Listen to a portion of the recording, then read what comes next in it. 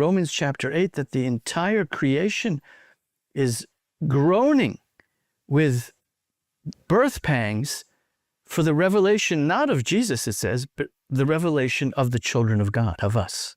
That's how we are going to shine like the stars in the heavens, okay?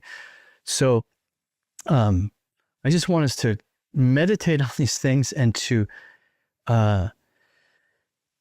receive them, and to understand also the battle that we're in. And the battle is going to get hotter and deeper as we get closer and closer to the day when Yeshua returns.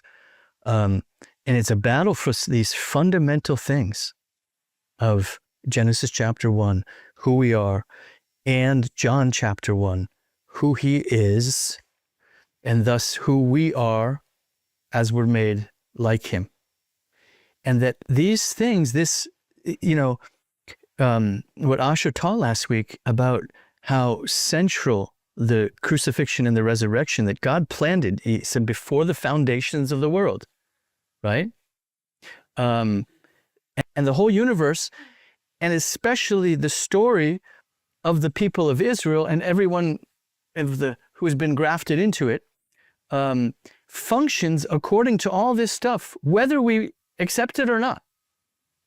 It's a really important thing that our people, where there's been a long history, sometimes in Christianity, of accusing the Jewish people of not accepting, of being Christ killers and all this kind of stuff.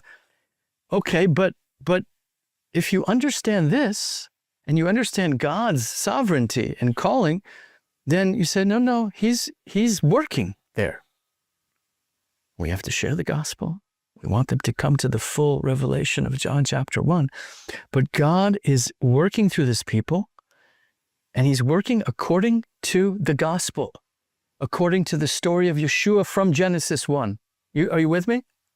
By the way, there's also one important thing that I forgot to mention, that we, because of this, because of these scriptures and because of this revelation, we don't read. John he takes the revelation of Yeshua and he writes it back into Genesis 1. In the Torah itself, in the book of Genesis and Exodus and in Judges, you see this God-man appearing as the Malach Adonai, the angel of the Lord, to different people, Abraham, Gideon, Moses, and he speaks for God, he speaks for Yehovah, but he has hands and feet and he eats and things like that. And so for us, we know we're doing just what John did. If the revelation of Yeshua is the center, then you see everything all through the scriptures. You read and you see him. You see how the scriptures from Genesis 1:1, you see him there, okay? And it's very important because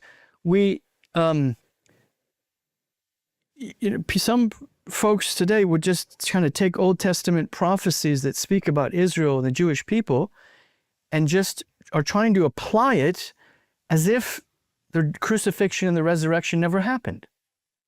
Are you with me? For those who study theology, that's kind of the classic dispensational way of separating Israel and the church. And most of the Old Testament prophets are speaking to Israel, irregardless or outside of the church or the gospel. You with me? And John and Peter and Paul said, no, you can't do that. Everything, we see everything every promise of God, it has to be seen through the lens. You got to put on your new covenant glasses and see and understand. It's still, it's speaking to the people of Israel, but it's speaking now with a grace, speaking now with a forgiveness, with a revelation that we haven't accepted fully, but there was a remnant back then, and there's a remnant now, and God is slowly filling all of us with this knowledge. Are you with me? And this is one kind of aside to encourage you to every promise, everything you see, because some people will say, well, if you're going to say that the promises of God to Israel still belong to Israel, then Israel, what they're doing here and what they're doing to the Palestinians, this and that, it's not just, and God should judge them and send them away again. Have you heard that? That's what some people teach. That's what some people here in Arab churches in the Middle East teach. We say, wait a minute. What about the gospel? What about Yeshua? What about this is central. Isn't he somehow looking at the Jewish people also through his son? What does that mean? Does it mean judgment? Does it mean grace? Well, it could be both. Depends when, where. There's a lot of different problems. Okay? But you can't just slice it up and separate it.